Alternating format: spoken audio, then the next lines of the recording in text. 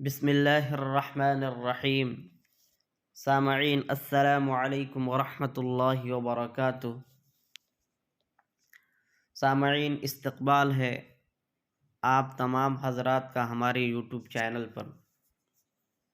سامعین، ہم نے پچھلے سبق میں تختی نمبر 1 پڑھا تھا اور مشق کیا تھا ہم نے۔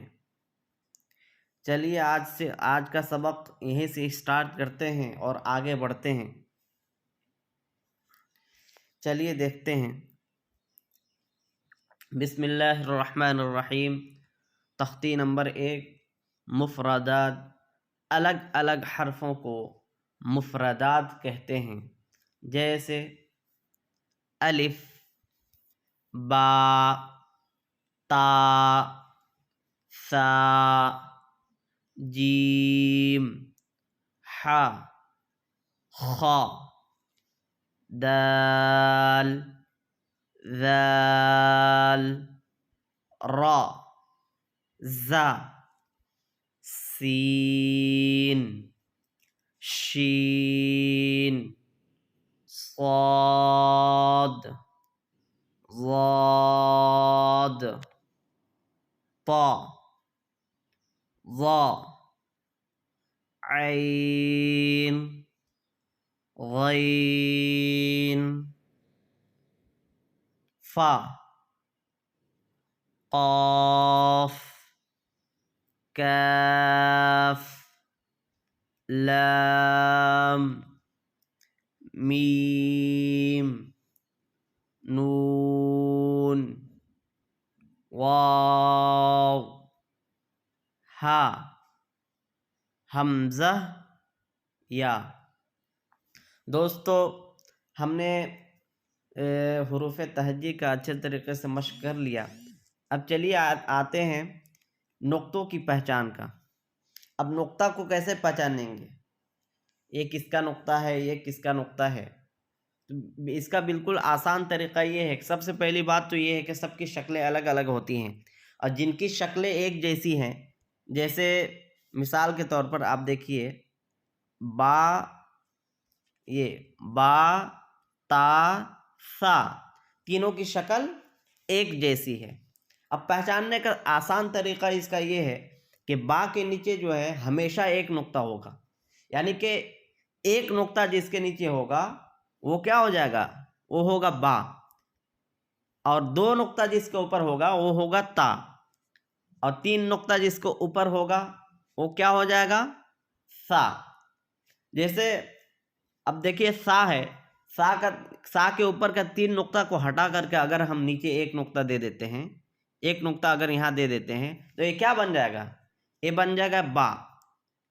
اب با کے نیچے جو ایک نقطہ اس کو ہٹا کر کے با کے اوپر اگر 3 نقطہ اگر ہم دے دیتے ہیں، یہ 3 نقطہ اگر ہم ڈال دیتے ہیں تو کیا بن جائے گا؟ یہ بن جائے گا سا۔ اسی طریقے سے ہے تا۔ اب تا کے اوپر 2 نقطہ ہے، تا کے اوپر سے 2 نقطے ہٹا کر کے اگر ہم اس کے نیچے ایک نقطہ دے دیں گے تو کیا بن جائے گا؟ با۔ تو آسان طریقہ اس کا یہ ہے کہ جس کے نیچے ایک نقطہ ہوگا وہ کیا ہو جائے گا؟ با۔ اگر با کے اوپر ہم 2 نقطہ لگا دیں گے تو کیا ہو جائے گا؟ تا۔ اور تا کے اوپر اگر ہم با کے اوپر 3 نقطہ لگا دیں گے تو کیا بن جائے گا؟ وہ بن جائے گا سا۔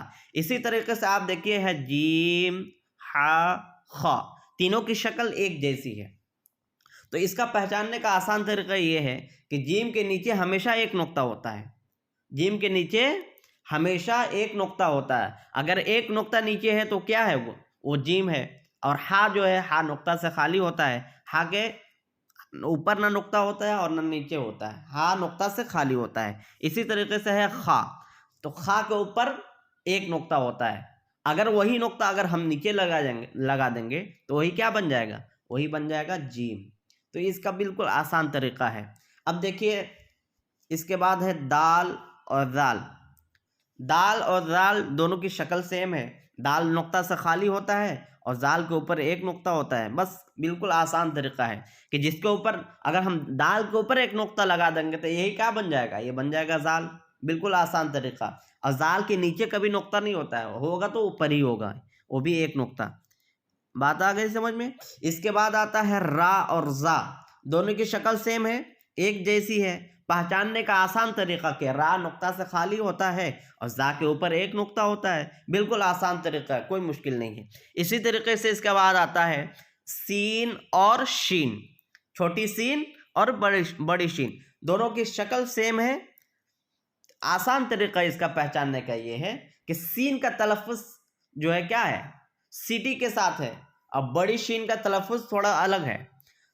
بڑی شین کو پہچانیں گے کیسے؟ بڑی شین کے اوپر 3 نقطہ ہوتا ہے, چھوٹی شین نقطے سے خالی ہوتا ہے, اور بڑی شین کے اوپر 3 نقطہ ہوتا ہے. اگر یہی نقطہ اگر اٹھا کر کے ہم چھوٹی سین میں لگا دیں تو یہی کیا بن جائے گا؟ یہی بن جائے گا شین, سین, شین.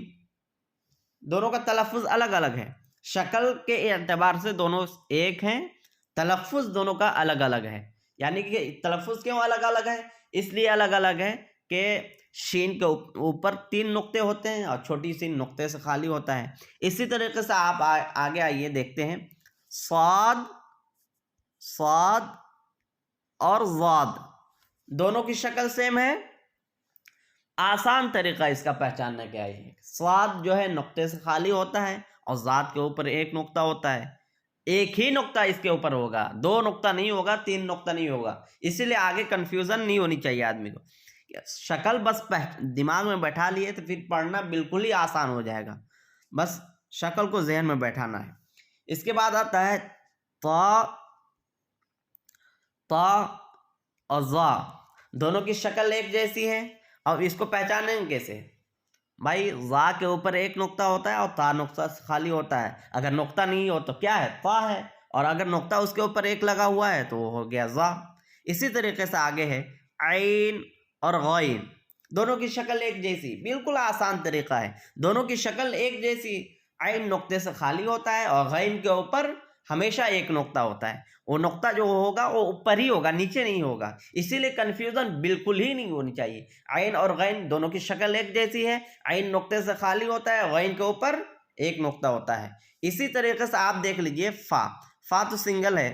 اس کو فا اور قاف بظاہر دیکھنے میں جو ہے ایک جیسی لگ, فا کا تھوڑا سا کھچاؤ زیادہ ہوا ہے اور قاف تھوڑا سا گول ہے. تو اس کا بھی آسان طریقہ پہچاننے کا یہ ہے کہ فا جو ہے, فا کے اوپر ایک نقطہ ہوتا ہے اور بڑا قاف کے اوپر 2 نقطے ہوتے ہیں. ایک دم آسان طریقہ, بالکل آسان. فا کے اوپر ایک نقطہ اور بڑے قاف کے اوپر 2 نقطے ہوتے ہیں. دیکھ لیجیے آپ, یہ 2 نقطے ہوتے ہیں. بالکل آسان طریقہ ہے.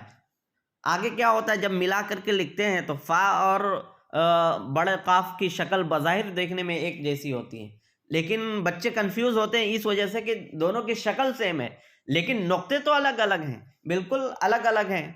فا کے اوپر ایک نقطہ ہے اور بڑے قاف کے اوپر 2 نقطے ہوتے ہیں. اسی طریقے سے چھوٹا کاف ہے. چھوٹا کاف میں دیکھ لیجئے پہچان کیا ہے. یہ چھوٹا کاف میں یہ بنا رہتا ہے اور یہ نہیں بھی بنا رہے تو اس کی شکل الگ ہے, بالکل الگ. اس کو آسانی سے پہچان سکتے ہیں. اسی طریقے سے لام دیکھ لیجئے. لام نقطے سے خالی ہوتا ہے, میم بھی نقطے سے خالی ہوتا ہے. لام اور یہ لام میم نقطے سے خالی ہوتے ہیں. اسی طریقے سے آپ دیکھ لیجئے نون. نون کے اوپر بھی ایک نقطہ ہوتا ہے. آدمی کنفیوز نہ ہو, نون کی شکل بھی الگ ہے. اگر ہم مکس کر کے ملا کر کے لکھیں تب بھی جو ہے اس کی شکل الگ بنتی ہے. لوگ زال کو نون بولنے لگتے ہیں, زا کو بھی نون بولنے لگتے ہیں. دونوں سب کی شکل الگ الگ ہے. واو, واو بالکل نقطے سے خالی ہوتا ہے, اس کی شکل بالکل الگ ہے. اور ہا, یہ ہے ہا. ہا, اس ہا میں بھی نقطے نہیں ہوتے, یہ بھی نقطہ سے خالی ہوتا ہے. اسی طریقے سے ہے حمزہ. حمزہ یہ بھی نقطہ سے خالی ہوتا ہے. اور سب سے آخر میں آیا ہے یا. اس میں نقطہ نہیں لگایا گیا ہے. اس کے نیچے کیا ہوگا؟ یہ 2 نقطہ, یہ جو 2 نقطہ یہاں بنا ہوا ہے, یہ دیا ہوا ہے, دیکھیے دیکھ لیجئے آپ. یہ دو نقطہ جو نیچے دیا ہے, یہ 2 نقطہ یا ہی کا ہے. یا کے نیچے ہمیشہ 2 نقطہ لگا رہے گا. اس کے علاوہ کسی بھی حرف میں 2 نقطہ نیچے نہیں ہوتا ہے, کسی بھی حرف میں.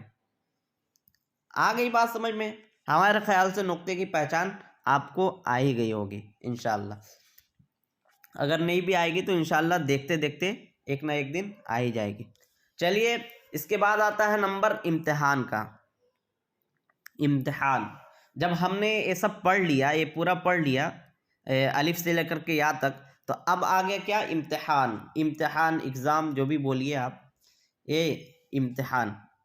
اب یہ بے ترتیب اس لیے لکھے ہیں کہ آپ جو ہے جو پڑھے ہیں الف سے یا تک، کیا اس کا تلفظ آپ نے قاعدے سے پڑھے کہ نہیں پڑھے، مشق کیے کہ نہیں پڑھے، مشق کیے کہ نہیں کیے؟ ایسا نہیں ہو کہ جو ہے اب وہ ترتیب سے لکھی ہے تو جو ہے مشق کر لی، لیکن ادھر بے ترتیب ہے تو آپ جو ہے پتہ ہی نہیں اس کو سین پڑھیں گے کہ شین پڑھیں گے کہ سات پڑھیں گے کہ صاد پڑھیں گے، کیا پڑھیں گے؟ تو آئیے دیکھیے امتحان ہم دیتے ہیں، سمجھتے ہیں آگے۔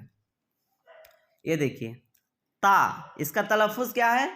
تا، تا نہیں، تا کیا ہے؟ تا۔ عام طور سے دونوں کا تلفظ لوگ ایک ہی کرتے ہیں، تا اور تا دونوں کا تلفظ ایک کر دیتے ہیں، تو دونوں میں فرق ہے تلفظ کے اعتبار سے بھی، شکل کے اعتبار سے بھی، نقطے کے اعتبار سے بھی۔ ایک تا میں دو نقطے ہوتے ہیں اور ایک میں نہیں ہوتے ہیں، ایک ہے تا اور ایک ہے تا۔ تا، یہ دیکھیے تا،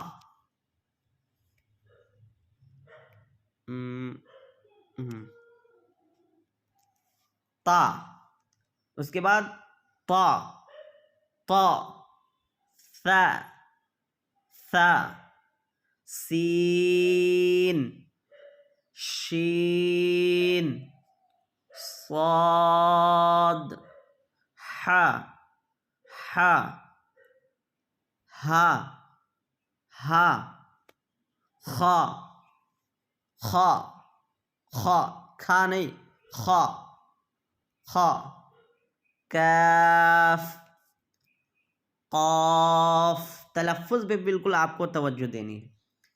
ذال، ذال، زا، زا، زا، ضاد، ضاد، وا، وا، وا۔ اب دیکھ لیجئے یہ چار لفظ، چار حرف ہیں، یہ ذال ہے، زا ہے، ضاد ہے، وا ہے۔ یہ چاروں حرف کے تلفظ کیا ہیں؟ الگ الگ ہیں، بالکل الگ الگ ہیں۔ لوگ عام طور سے سب کا تلفظ ایک ہی کر دیتے ہیں، جال، جا، زاد، زا، سب کا تلفظ الگ الگ ہے۔ ذال، ذال، ذال، کیا ہے؟ ذال، زا، ضاد، وا، اس کے بعد الف، عین، حمزہ، فا، غین، یا، جیم، میم، لام، دال، با، نون۔ ہو گیا یہاں تک۔ اس کے بعد دیکھیے لکھا ہوا ہے مرکبات میں ملے ہوئے حروف کی شکلیں۔ اب مرکبات کس کو کہتے ہیں بھائی؟ مرکبات کہتے ہیں ملے جلے حرفوں کو مرکبات کہتے ہیں۔ اب دیکھیے یہ سب الگ الگ ہے تو اس کی شکل الگ ہے، لیکن جب ہم اس کو لکھیں گے تو جب لکھتے وقت اس کی شکلیں کیا ہو جاتی ہیں؟ بدل جاتی ہیں۔ جیسے دیکھ لیجئے آپ، الف، الف، الف کی دو شکل، یہ دیکھیے دو شکل الف کی، الف کی دو شکل،